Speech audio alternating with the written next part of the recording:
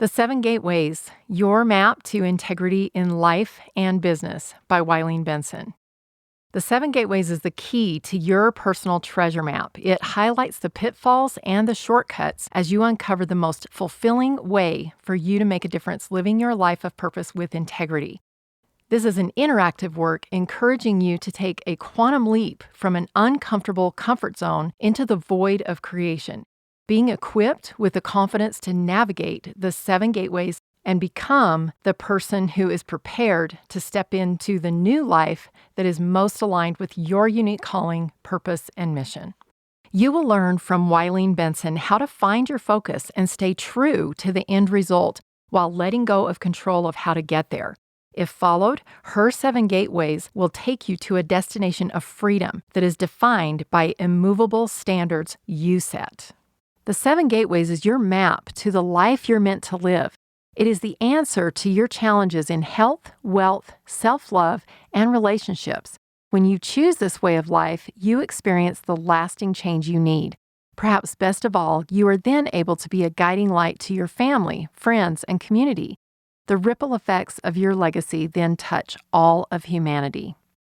Preview of the seven gateways. Gateway 1, the gateway of faith.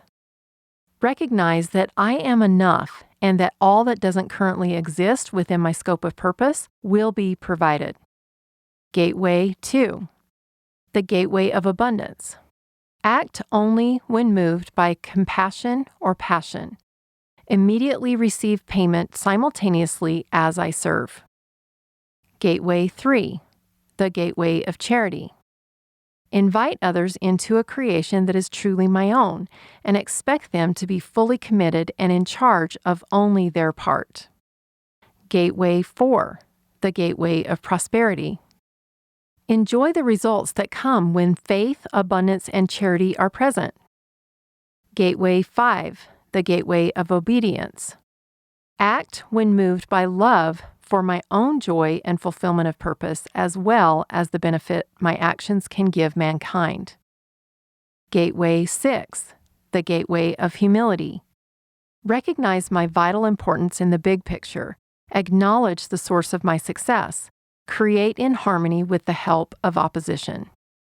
Gateway 7, the gateway of equity. I recognize my greatness as I see it in others. I acknowledge that each person's journey to perfect alignment is individual and unique.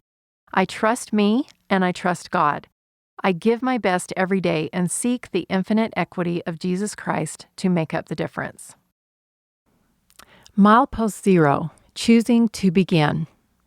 Wide-eyed and fearful, I lay on the thin mattress, vaguely aware of the erratic beeping of the machine behind my head. I saw the curtain flutter as feet hurried past in both directions. The buzz of voices and the harsh lights were like any other emergency room, but there was one definable difference. I was the one inside the curtain awaiting a diagnosis. I was distracted from my surroundings by a crushing, vice-like pressure in the center of my chest. I began to squirm and twist in an unsuccessful attempt to get away from the pain.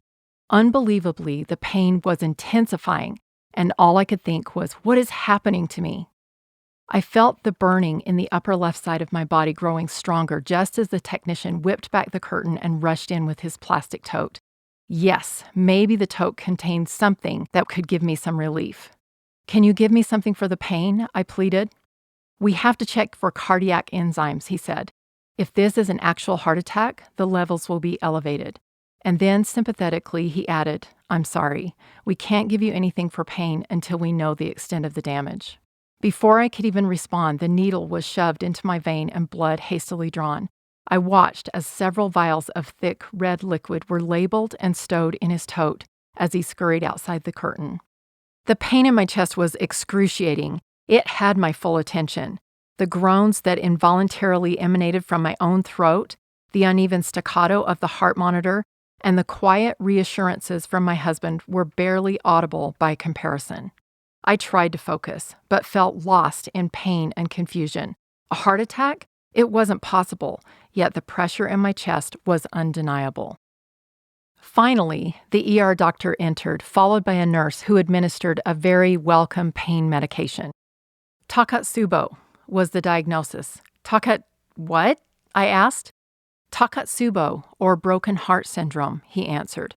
Broken heart syndrome, I confirmed. Yes, he said, and then he showed me the echocardiogram results and explained that the bottom half of my heart had simply stopped beating.